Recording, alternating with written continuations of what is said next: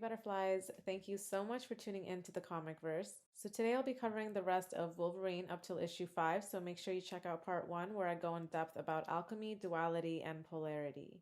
So today I'll be getting into the Order of X, who worship mutants, the anti-mutant support group, Wolverine's blood type, and the vampires, because if you haven't noticed, they're all reflecting a polarity, and that's the commonality between these stories. So we don't need to read in between the lines to see the message revolves around reflections, projections, and deflections. I do still want to talk about Omega Red and Wolverine because the micro is always a reflection of the macro, especially in this series. So the battle within their relationship is what sets the tone and foundation for everything else that's going on. Just to reiterate for this video, duality is the opposing side of what it is that we're battling, whether that's internal or external. So this is light versus dark, good versus bad, brain versus heart, logic versus gut, so on and so on. Polarity is unifying these aspects by recognizing that they're opposing forces but on the same scale. So at what point is someone good or bad, and what is the common reflection? For example, the cold-hearted, narcissistic, manipulative, savage, player type energy is on one end, and the highly empathetic, overly giving, codependent energy is on the other end. But both of these energies have ended up on opposite extremes through trauma. So understanding this not only helps with unifying battles within self, but in turn it helps us be more calm and compassionate towards the external battles. It helps us forgive genuinely and not just saying, have a good life when you actually want them to burn in hell. So when we're able to identify our own misalignment and how we project and deflect, it's much easier to see when others are doing it. But when you add compassion to perspective, that's when we're able to deal with opposing forces without reacting to them, without being a duality because we're in a duel, we're out of balance because we're fighting for a common ground.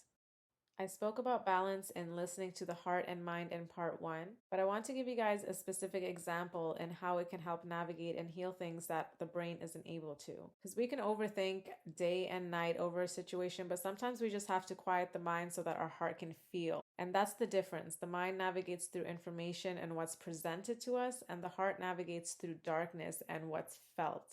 So with our logic, we can understand that the savage type is also just lacking love and afraid of rejection. They tend to lack vulnerability, but they're usually the most sensitive.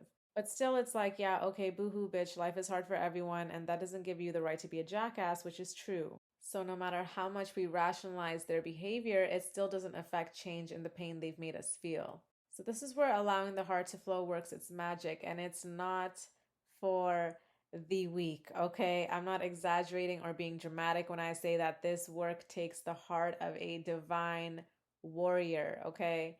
You're either a worrier, worrying, or a warrior, persevering. Accepting an opposing force for what they are doesn't diminish our own truth. So when we allow the heart to flow and feel, we perceive through another realm, through resonance. So my point is that the mind is used for rationalizing and the heart is for resonating. So if you're struggling with forgiving or racking your brain back and forth trying to understand a situation, but you're just stuck in a loop, shut it off for a moment and ask your heart instead. And I'm not saying this completely helps you heal in the present moment, because sometimes it just takes time after we've done the work, no matter how much we understand, but it definitely helps in the long run. And there's no real rules to this, right? There's no structure. However you want to approach it is all up to you. If we can't face certain parts of us, then that automatically affects how we connect with others. That's why it's scary for most people, because the heart navigates through the dark, through emotions and feeling, and that can lead to memories that we don't want to deal with. And that's another major concept, major theme in the entire X series. I spoke about the eggs wiping their traumatic memories in the other videos in details, and Wolverine was one of the few who was against that because he's a little bit more aware than the others, right? So he recognizes the importance of darkness. He still doesn't do the work to balance that aspect, but he's improving every day. So when he goes through the resurrection, he was like, okay, it's not so bad because now I'm happier, so I'm gonna let it slide. But now we're seeing how the holes in his memories are starting to affect him and do more harm than good. But first, I want to backtrack and just highlight the journey that Wolverine has gone through. It started with him being lost and feeling defeated. He basically felt like, I've done a lot of terrible things and people shouldn't be my friend. And what helped him see him through that were his friends, because they know what he's done and they still come through for him. Because what he's done in the past is less important than what he could be. This is such an important lesson, and it can be difficult, especially if you don't have anyone to remind you of that. Sometimes you have to be your own alarm and your own compass. You have to be willing to forgive yourself and recognize that what you've done and the way you've been, even if that was yesterday, it's far less important than what you can be today. Okay? But it's also not an excuse to just say, we all make mistakes and move on without accountability, which then leads to the same patterns being repeated. If you know you owe someone an apology or a conversation, then just do it. It's pretty simple stuff. It's just very scary to confront those actions and uncomfortable conversations. Sometimes it's not even about what you've done, but feeling like what you've allowed others to do towards you. So throughout issue 3, he heavily reflects on all his lives, reflecting past lives, which we all have whether we are conscious of it or not, because we're all infinite souls, okay? And he says, I've been through many versions of myself, and no matter what role I play and no matter how many pieces of me are broken, the one thing that will always remain the same is my gut instinct. So this isn't the same as intuition. Intuition is the calm knowing through our heart with the absence of fear. Sometimes we have thoughts that make us anxious and we mislabel that as our intuition when it's actually fear or paranoia through our past experiences. And the gut is the feedback about how we feel based on our past experiences and fears, which sounds kind of confusing because it's like, okay, so is it my paranoia or is it my gut instinct? But they kind of operate in two different realms. So to me, intuition is an internal knowing through thought form, whereas the gut is an internal knowing through feeling. That feeling in our stomach that something is wrong. So it's hard to explain because you just have to face it yourself and learn to recognize the difference of motion in the emotions, especially if anxiety is involved. This is another example of the micro automatically affecting the macro. As soon as Wolverine recognizes that his past doesn't have to have a hold on him, he starts to see the potential in his future. And now he's like, I've never been the type of guy to plan ahead and think things out because those people believe in a future. But I'm trying to be that guy now. So you see how his belief in his own future self now reflects his belief in the future in general. And this is the importance of self-healing. Just to bring it to Hollywood for a second, T.I. is a prime example of this. He's out here helping the community with his money. Meanwhile, his daughter is literally traumatized by the type of person he is. How does it make sense to look out for the community while you're creating generations of traumatized seeds in your own bloodline? This is what happens when we focus on our image more than our healing. A lot of people in Hollywood just preach for the image, right? Heal yourself so that the people around you don't have to heal because of your traumas, especially your children. It's okay for our emotions to fuel us, empower us, and ignite a fire within our passions, but it's also important to be aware of our emotions so that we can direct them accordingly and in non-destructive ways to make sure that we're not reactive. That's not to say that it doesn't come from a genuine place. A lot of us are initially unhealed, so when we try to help external situations without having helped ourselves first, it just does more harm than good. So Wolverine gets back to reflecting on his past lives and he's like, you know what?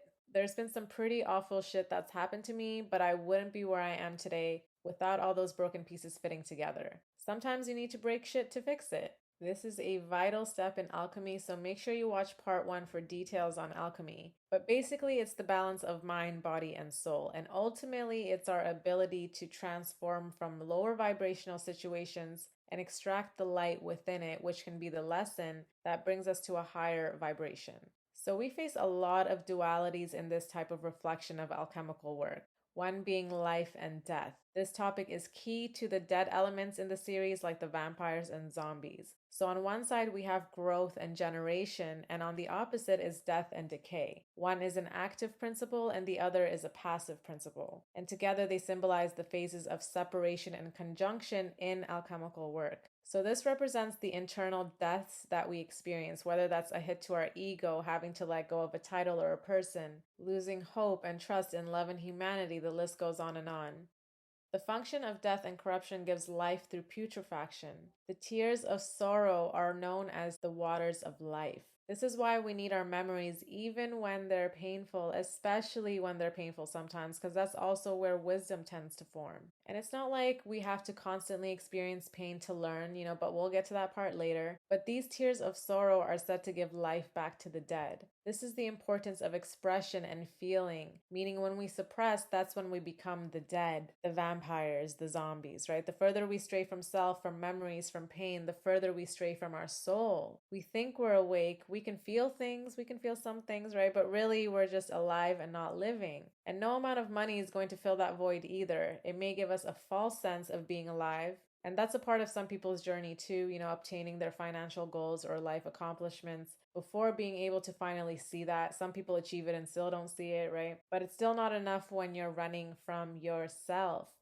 But only you know the difference in authenticity because it's felt, okay? So without death, there can be no rebirth. That power of death is necessary to break form down through corruption and decay because that's the cycle of transformation. So this means even when we're surrounded by deception and confusion, even that has its own form of clarity. We're conditioned through family, through school, friends, media, and we just go on about our lives until some major downfalls will expose what needs to be changed or removed. Sometimes everything needs to be removed. If you grew up on one spectrum your entire life where you always had a lack mentality or you always attracted takers when you're a giver, when you try to finally change that, don't beat yourself up because it doesn't happen overnight. Awareness is step 1 and integrating that awareness is step 2. So this ended up being so much longer than I anticipated as usual. So I'll be breaking it down into 2 or 3 parts and I do have it all recorded already, so it'll be out soon. Okay, you guys? Thank you, butterflies, so much for spending your time with me today. Stay flying free and I'll see you guys next time.